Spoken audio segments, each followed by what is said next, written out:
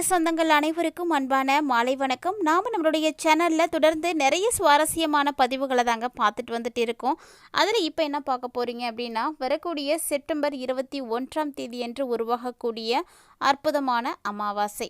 இந்த அமாவாசை பார்த்திங்கன்னா ஆண்டுக்கு ஒரு முறை வரக்கூடிய அமாவாசையும் கூட ரொம்ப சிறப்பு வாய்ந்த ஒரு அமாவாசை. அதுவும் இந்த நாளில் உருவாகிறது அப்படிங்கிறது ரொம்பவே சிறப்பானது அப்படின்னே சொல்லணும். அப்படி என்ன இந்த அமாவாசைக்கு சிறப்பானது இருக்குது அப்படிங்கிறத பற்றியும், அமாவாசைக்கு அப்புறமா ரிஷபராசினியர்களுடைய வாழ்க்கையில் நிகழக்கூடிய அற்புதமான மாற்றங்களை பற்றியும் தான் இந்த பதிவில் தெளிவாக பார்த்து தெரிஞ்சுக்க போகிறோம். வீடியோக்குள்ளே போகிறதுக்கு முன்னாடி நீங்கள் இன்னும் நம்ம சேனலை சப்ஸ்கிரைப் பண்ணாமல் இருக்கீங்க அப்படின்னா மறக்காமல் சேனலை சப்ஸ்கிரைப் பண்ணிக்கோங்க. கூடவே பக்கத்தில் இருக்கிற பெல் சிம்பிளையும் கிளிக் பண்ணிக்கோங்க. அப்போ தான் நாங்கள் போடக்கூடிய வீடியோக்கள் எல்லாமே உங்களுக்கு நோட்டிஃபிகேஷனாக உடனுக்குடன் வந்தடையும். நீங்களும் பார்த்து பயன்பெறலாம். வாங்க வீடியோக்குள்ளே போகலாம். பொதுவாக அமாவாசை அப்படிங்கிறது இருள் சூழ்ந்து இருக்கக்கூடிய ஒரு நேரம் அப்படின்னு சொல்லுவாங்க. அந்த நாளில் ரொம்ப ரொம்ப தீய சக்திகளுடைய ஆதிக்கம் அதிகமாக இருக்கும். அதனால தான் நம்மளை இறை வழிபாடுகள் செய்யணும் அன்றைய தினத்தில் அப்படின்னு சொல்கிறது. இந்த அமாவாசை நாளில் தான் தீய சக்திகளுடைய ஆதிக்கம் பார்த்திங்கன்னா அதிகமாக இருக்கும். அதாவது செப்டம்பர் 21 அன்னைக்கு உருவாகக்கூடிய அமாவாசை ரொம்பவே சிறப்பு வாய்ந்தது அப்படின்னு சொல்லியிருந்தோம். அது பார்த்திங்கன்னா வருடத்தில் ஒரு முறை வரக்கூடிய மகாலயபட்ச அமாவாசை. இந்த மகாலயபட்ச அமாவாசைக்காக தான் ஆண்டு முழுக்க காத்திருக்காங்க. ஸோ அப்படி என்ன இந்த அமாவாசையில் ஸ்பெஷல் இந்த முறை அப்படின்னா, 2025ஆம் ஆண்டு உருவாகி இருக்கக்கூடிய இந்த அமாவாசை ஞாயிற்றுக்கிழமை அன்னைக்கு வந்திருக்கு. பொதுவாக சூரியனுக்கு உகந்த நாள் அப்படின்றது ஞாயிற்றுக்கிழமை தான். ஸோ சூரியனுடைய ஆசியோட சூரியனை நீங்கள் சாட்சியாக வைத்து நீங்கள் கொடுக்கக்கூடிய தர்ப்பணம் உங்களுடைய முன்னோர்களை நேரடியாக சென்றடையுது. அதாவது இந்த காலகட்டங்களில் தான் உங்களுக்கு நிறைய மாற்றங்கள் கிடைக்க போகுது. உங்களுடைய வாழ்க்கை வளமாக மாறுவதற்கு இந்த அமாவாசை ஒரு முக்கியமான காரணமாக இருக்க போகுது. அப்படிப்பட்ட அமாவாசையில் நீங்கள் என்னெல்லாம் செய்யலாம், எப்போ தர்ப்பணம் கொடுக்கலாம், எப்படியெல்லாம் வழிபாடுகள் செய்யலாம் அப்படின்றதையும் நம்ம தெரிஞ்சுக்கலாம்.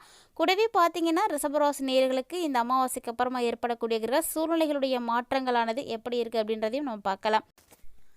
இந்த ஆண்டு உருவாகக்கூடிய இந்த அமாவாசை பார்த்திங்கன்னா ஞாயிற்றுக்கிழமை அன்னைக்கு அதிகாலை 1:03 அமாவாசை தேதி ஆரம்பமாகுதுங்க. ஆரம்பமாகி மறுநாள் செப்டம்பர் 22 அதிகாலை 1:42 வரைக்குமே திதியானது இருக்குது. ஸோ பித்திருக்களுக்கு முக்கிய காரகமாக இருக்கக்கூடிய கிரகம்னா அது சூரிய பகவான் தான். அவருக்குரிய அற்புதமான நாளில் இந்த அமாவாசை வந்திருக்கு. அது மட்டும் இல்லாமல் காலையில் 10:55 அப்புறமா சூரிய பகவானுக்கு உரிய உத்திர நட்சத்திரம் ஆரம்பமாகுது. இதுதான் கூடுதல் சிறப்பான விஷயம். ஸோ இந்த நாளில் நீங்கள் கண்டிப்பாக உங்களுடைய பித்திருக்களுக்கு வழிபாடுகள் செய்யுங்க. அடுத்து நீங்கள் எண்ணிலடங்காத மாற்றங்களை எல்லாம் பார்ப்பீங்க. சூரியனை சாட்சியாக வைத்து நீங்கள் செய்யக்கூடிய இந்த ஒரு அமாவாசை சுமார் 120 ஆண்டுகளுக்கு பிறகு உருவாகியிருக்கக்கூடிய ஒரு அபூர்வமான அமைப்பு அப்படின்னு இதெல்லாம் சொல்லலாம். ஏன்னா இந்த காலகட்டங்களில் தர்ப்பணம் செய்கிறது ரொம்ப நல்லது. ரொம்ப நாளாக நீங்கள் செய்யாமல் இருக்கீங்க, நீண்ட காலமாகவே எனக்கு தர்ப்பணம் கொடுத்த பழக்கம்லாம் கிடையாது அப்படின்றவங்க கூட இந்த அமாவாசையை நீங்கள் எடுத்து செய்யலாம், தப்பே கிடையாது. இந்த அமாவாசைக்கு நீங்கள் திதி கொடுக்கறதுக்கு ரொம்ப தயாராக இருக்கக்கூடியவங்க புனித நதிகள், ஆற்றங்கரை, கடற்கரை ஓரங்கள், குளக்கரையெல்லாம் முன்னோர்கள் நினைத்து வழிபாடுகள் செய்து அவங்களுடைய ஆசீர்வாதத்தை பெற்றுக்கிறது ரொம்ப நல்லது. மேலும் பார்த்தீங்கன்னா நீங்கள் தர்ப்பணம் செய்கிறதுக்குரிய நல்ல நேரம் என்னென்னா காலையில் 6 மணிலேருந்து 11 மணிக்குள்ளே தர்ப்பணம் கொடுக்கலாம். பொதுவாக உச்சி பொழுதுக்கு முன்னாடியே தர்ப்பணம் கொடுத்துடணும். அதுதான் நல்லதும் கூட. அந்த நேரத்தை நீங்கள் தவற விட்டுட்டீங்கன்னா அதுக்கப்புறம் 11 மணிலேருந்து 12 மணிக்குள்ளே கொடுக்கலாம். அதையும் தவற விட்டுட்டீங்க, 12 மணிக்குள்ளே நான் செய்ய முடியல அப்படின்றவங்க 1:35 அப்புறமா தர்ப்பணம் கொடுக்கலாம். ஆனால் இது எல்லாத்த விட 12 மணிக்கு உள்ளே கொடுக்கறது தான் ரொம்ப நல்லது. காலையில் கொடுக்கறது இன்னும் நல்லது. ஸோ கண்டிப்பாக அதுக்கு நீங்கள் முயற்சி பண்ணுங்கள். இந்த நாளில் பார்த்தீங்கன்னா கிரக நிலைகளும் நிறைய மாற்றங்களை ஏற்படுத்தி கொடுக்குது. அதாவது சூரியன் கன்னிராசிக்கு போயிடுவார் இந்த டைமில். இந்த டைமில் முன்னோர்களை நினைத்து நீங்கள் வழிபாடு செய்கிறதுனால நிறைய நன்மைகள் கிடைக்கும். கண்டிப்பாக செய்யுங்க. இந்த அமாவாசைக்கு பிறகு பார்த்தீங்கன்னா ரிஷபராசினியர்களுடைய வாழ்க்கையில் அப்படியே ஒரு சூப்பரான ஒரு சேஞ்சஸ் தெரிய ஆரம்பிக்கும். ஏன்னா உங்கள் ராசிநாதனாகிய சுக்கிரன், புதன் இவங்க 2 பேருமே உங்களுக்கு ரொம்ப ரொம்ப சாதகமாக இருக்க போகிறாங்க. அதனால் இந்த காலகட்டங்கள் உங்களுக்கு எப்படி இருக்கும் அப்படின்னா, இது வரைக்கும் இருந்த சோம்பேறித்தனமானது எல்லாமே விலகி ஒரு சுறுசுறுப்பாக ஆரம்பமாகும் அப்படின்னே சொல்லணுங்க. அதாவது ரொம்ப நாளாக நீங்கள் இந்த தொகை எதிர்பார்த்துட்ருக்கீங்க, இது கைக்கு கிடைக்கவே மாட்டேங்குது, பல ஆண்டுகளாக தவறிக்கிட்டே போகுது அப்படின்றது கூட இப்போ உங்கள் கைக்கு சேர்ந்துடும் அப்படின்னு சொல்லலாமே. அந்த அளவுக்கு ஒரு நல்ல அமைப்பு இருக்குது. பழசு கடன் எதுவும் இருக்குது, அது ரொம்ப நாளாக அடைக்கிறதுக்கு முயற்சி பண்ணிகிட்ருக்கீங்க அப்படின்னா அந்த கடனெல்லாம் அடைக்கிறதுக்குரிய யோகமும் உருவாகும். வீடு, வண்டி, வாகனம் இதில் எது வேணாலும் நீங்கள் வாங்கலாம். வாங்கிறதுக்கான எல்லா விதமான அமைப்புகளும் இருக்குது.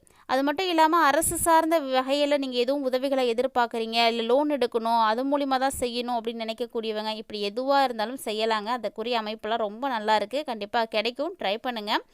அது மட்டும் இல்லாமல் இந்த காலகட்டங்களில் தான் ரிஷபராசி நேயர்கள் அடிக்கடி நீங்கள் தெய்வீக தரிசனம் வந்து பார்த்துருப்பீங்க. கட்டாயமாக ரொம்ப நாளாக போகாமல் இருந்த இடத்துக்கு கூட நீங்கள் போயிட்டு வந்திருப்பீங்க. அதுக்கெல்லாம் அமைப்பு வந்து இந்த குறுகிய காலத்திலே உங்களுக்கு வந்து கிடைச்சிருக்கும். அதாவது இந்த டைமில் புகழ்பெற்ற கோவில்களுக்கு நீங்கள் போயிட்டு வந்திருப்பீங்க. மனசுக்கு நிம்மதி கிடைச்சிருக்கும், சந்தோஷம் கிடைச்சிருக்கும். சுக்கிர பகவான் பார்த்தீங்கன்னா இந்த காலகட்டங்களில் உங்களுக்கு சாதகமான வீடுகளில் வந்து பயணிச்சிட்ருக்காரு. அதனால் கணவன் மற்றும் மனைவிக்குள்ள ஒரு சரியான புரிதலானது வர ஆரம்பிக்கும். புரிதல் இல்லாமல் சண்டை சச்சரவுகளோட, மனஸ்தாபங்களோட, கருத்து வேறுபாடுகளோடு நீங்கள் வாழ்ந்துட்டு இருந்தாலுமே கூட இப்போ ஒருவருக்கொருவர் கண்டிப்பாக வந்து புரிஞ்சுப்பீங்க. அதற்குரிய சந்தர்ப்பங்கள் நிறைய வந்து உருவாகும். அது மட்டும் இல்லாமல் நீண்ட காலமாக நான் இந்த இடத்துக்கு போகணும், இந்த கோவிலுக்கு போகணும் அப்படின்ற ஒரு ஆசையோடு இருக்கக்கூடியவங்களுக்கு கண்டிப்பாக அந்த ஆசை நிறைவேற போகுதுங்க. நீங்கள் நினைத்த கோவிலுக்கு போயிட்டு பிரார்த்தனைகளை எல்லாம் செய்துட்டு வருவீங்க. அதுவும் குறிப்பாக குலதெய்வத்துக்கு போயிட்டு வரதுக்கான வாய்ப்புகள் இருக்கும். நிறைய பேருக்கு பார்த்தீங்கன்னா குலதெய்வத்துக்கு போகிறதுக்கு முடியவே முடியாது. நிறைய தடை வரும். இந்த மாதம் போகலாம், இல்லை இந்த நேரில் போகலாம் அப்படின்னு நம்ம ஏதாவது ஃபிக்ஸ் பண்ணி வச்சோம்னா அப்போ போக முடியாத மாதிரி ஏதாவது சூழ்நிலைகள் வந்துடும். அப்படிப்பட்ட தடைகள் எல்லாம் இப்போ விலகப் போகுது. ஸோ குலதெய்வத்துக்குன்னு நீங்கள் நிறைய விஷயங்கள் செய்ய ஆரம்பிப்பீங்க. மேலும் இந்த காலகட்டங்களில் சொத்து பிரச்சனைகள் எது இருந்தது அப்படின்னாலுமே அதுவும் வந்து தீர ஆரம்பிச்சிடுங்க. ஏன்னா செவ்வாய் 6வது இடத்துல வந்து உங்களுக்கு அமர்ந்திருக்க போகிறாரு. ஸோ அமாவாசைக்கு அப்புறமாவே உங்களுக்கு கிரக அமைப்புகள் எல்லாமே சூப்பராக இருக்குது. அதனால் சொத்து சம்மந்தப்பட்ட பிரச்சனைகள் எல்லாமே முடிவுக்கு வந்துடும். பாக பிரிவினைகள் செய்யணும் அப்படின்னு நினைக்கிறீங்கன்னா கூட இந்த டைமில் நீங்கள் செய்யலாம். ஏன்னா அதெல்லாம் வந்து சண்டை சச்சரவுகள் இல்லாமல் இந்த டைமில் செய்யும் பொழுது ரொம்ப ரொம்ப சுமூகமாகவே வந்து முடியும். அதுக்கெல்லாம் வாய்ப்பு இருக்குது. மேலும் புதனும் பார்த்தீங்கன்னா உங்களுக்கு ரொம்ப சாதகமான ஒரு இடத்துல தான் இருக்கிறாரு. புதன் வந்து சாதகமாக இருக்கிறதுனால சொந்த பந்தங்கள் எல்லாமே வந்து தேடி வந்து உங்களை வந்து பேசுவாங்க. இவ்வளோ நாளாக பேச்சுவார்த்தைகள் இல்லை, ஒதுங்கி தான் இருக்கும் அப்படின்னா கூட இப்போ வந்து உங்கள்கிட்ட வந்து பேசணும், பழகணும் அப்படின்ற ஆசைகள் வரும். அவங்க வந்து உங்களை தேடி வருவாங்க. வியாபாரம் செய்யக்கூடியவங்களுக்கு இந்த டைம் ஃபுல்லாகவே சூப்பராக இருக்குங்க. அமாவாசைக்கு அப்புறமா உங்களுடைய வியாபாரம் சூப்பராக நடக்கும். இது எல்லாமே வந்து உங்களுக்கு சிறப்பாக நடக்கணும் அப்படின்னா கண்டிப்பாக உங்களுடைய கடமையை நீங்கள் செய்யணும். உங்களுடைய பித்திருக்களுக்கு செய்ய வேண்டிய கடமைகளை நீங்கள் செய்யுங்க. உங்களுக்கு அடுத்து நீங்கள் நினச்சி பார்க்க முடியாத விஷயங்கள் கூட எல்லாமே வந்து நடக்க ஆரம்பிக்கும். இதெல்லாம் உங்களுக்கு கனவா நனவா அப்படின்ற மாதிரியான சந்தேகங்கள் கூட வந்து இருக்கும். அப்படி ஒரு அமைப்பு இருக்குது. அதனால் யாருமே உங்களுடைய கடமைகளை செய்ய தவறாதீங்க. நீங்கள் உங்களுடைய கடமைகளை சரியாக செய்யும் பொழுது தான் உங்களுக்கு அவங்களுடைய ஆசீர்வாதம் கிடைக்கும். உங்களுடைய குடும்பம் சிறப்பாக இருக்கும், விருட்சமடையும், எல்லாமே வந்து இருக்கும். ஸோ தேவையில்லாமல் நீ இது வரைக்கும் பித்ருக்களுடைய சாபங்கள் அப்படின்றத தான் பித்ரு தோஷம்னு சொல்லுவாங்க. அந்த பித்ரு தோஷம் உங்களுக்கு முதல்ல இருக்கா அப்படின்றத பாருங்கள். ஒரு வேளை இருக்குது அப்படின்னா அதை நிவர்த்தி பண்ணுறதுக்கு இந்த அமாவாசை வந்து ரொம்ப நல்ல அமாவாசை. சரி பண்ணுங்கள். இந்த அமாவாசைக்கு அப்புறமா பார்த்தீங்கன்னா உங்களுடைய குழந்தைகளுடைய ஆரோக்கியத்தில் கொஞ்சம் அக்கறை வந்து எடுத்துக்கோங்க. ஏன்னா அடிக்கடி அவங்களுக்கு வந்து பாதிப்புகள் எல்லாம் ஏற்படலாம். அதே போல் கர்ப்பிணிகள் இருக்கிறவங்க மருத்துவருடைய ஆலோசனைகள் இல்லாமல் தானாக எந்த ஒரு மருந்தையும் எடுத்துக்கக்கூடாது. கர்ப்பிணிகளாக இருக்கீங்க அப்படின்னா முறைப்படியான ஒரு செக்கப் வந்து உங்களுக்கு இருக்கணும். கவனமாக இருக்கணும். ஆரோக்கியத்தில் நல்லா பார்த்துக்கோங்க.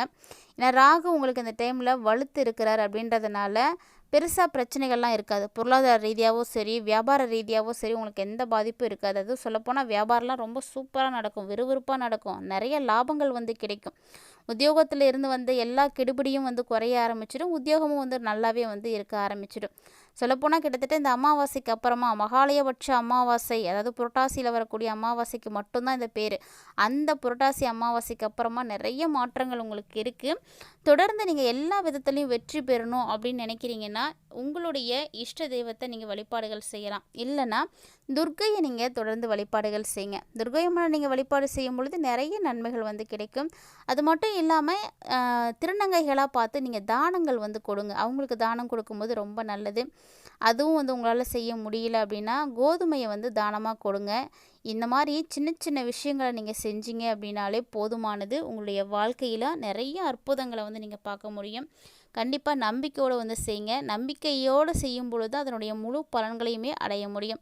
இந்த பதிவில் ரிஷபராசினியர்களாகி நீங்கள் என்ன விஷயங்களை செய்யணும், செய்யக்கூடாது, இந்த புரட்டாசி அமாவாசைக்கு அப்புறமா உங்களுக்கு என்ன மாற்றங்கள் கிடைக்க இருக்குது அப்படின்றத பற்றிலாம் முழுமையாக பார்த்து தெரிஞ்சிட்ருப்பீங்கன்னு நினைக்கிறேன். வீடியோ பிடிச்சிருந்தால் லைக் பண்ணுங்கள், ஷேர் பண்ணுங்கள், மறக்காமல் கமெண்ட் பண்ணுங்கள். இது மட்டும் இல்லாமல் இது போல் பல இன்ட்ரெஸ்டிங்கான தகவல்களானது நம்மளுடைய சேனலில் தினம்தோறுமே நம்ம பதிவேற்றம் செய்துட்டு தாங்க இருக்கோம். அதையெல்லாம் தொடர்ந்து பார்க்கறதுக்கு மறக்காமல் சேனலோடு இணைந்திருங்க. மீண்டும் மற்றும் ஒரு சுவாரஸ்யமான ஆன்மீக தலைப்பில் சந்திக்கலாம்.